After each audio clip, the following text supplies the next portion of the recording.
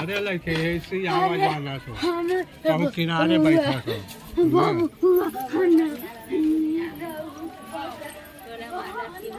वहाँ बैठे पर जे आवा तो होम है आवा एमे के वाई नहीं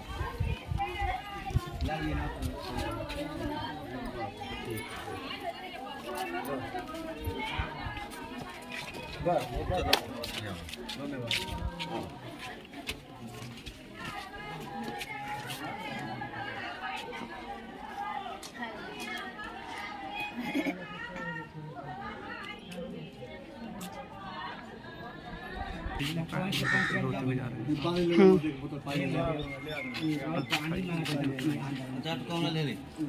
पसीना गिर गया साला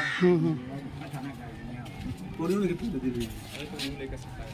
ए बाबू का तू कहां से